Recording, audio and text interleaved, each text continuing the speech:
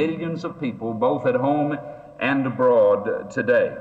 And what is so graphically apparent in the world at large is true in the microcosm of our own community. Oak Cliff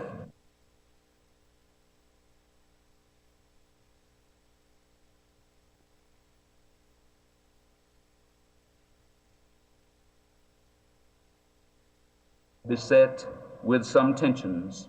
The growing proximity of minority races to majority races in the school system and in the neighborhood has triggered fear and threat and anger and in some instances flight in our community. In response, the fearful flee the confrontation and seek isolation and insulation from the problem. Others, blindly refusing to recognize that there is any problem or that the world is changing in any way, hide their heads in the sand and resent having these things called to their attention. The more council for about 2.5 years, and I spent the first 2 years on the council in a very frustrating circumstance, because I spent the time trying to convince 10 other people on the council that there was a problem in Dallas, and about 9 of those 10 didn't know what I was talking about. They always said, well, that's something you may have over there in your area, but it doesn't affect us, and so we kind of shelved the idea for a while until the new council got elected.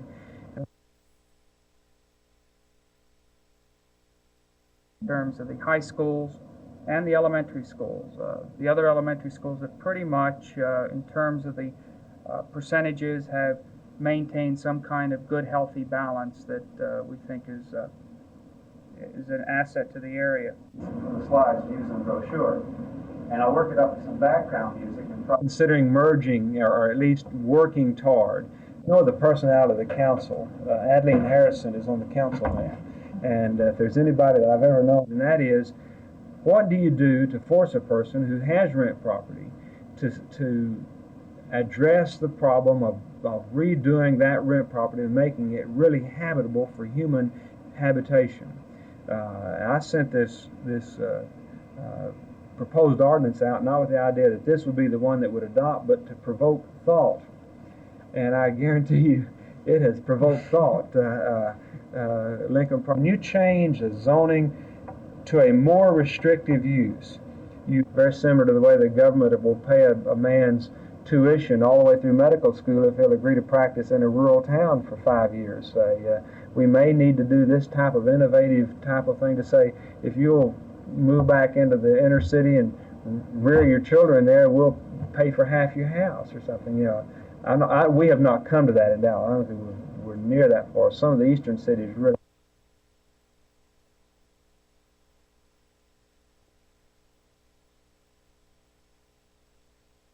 Places in all of the country, we have black men and white men and those of other races buying houses right next door to one another.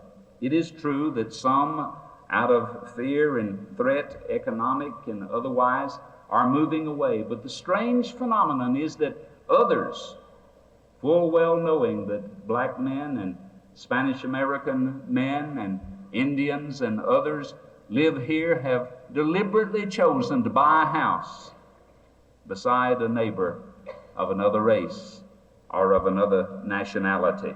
I'm proud of Oak Cliff at this point, because I seriously doubt that this kind of thing is happening anywhere else in the city.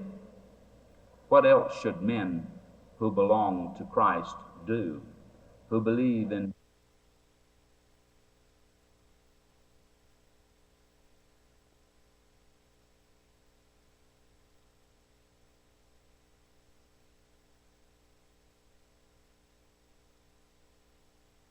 God being our helper and director? As long as there is hope of quality education in the public schools, we will not build a segregation academy in the name of Christ.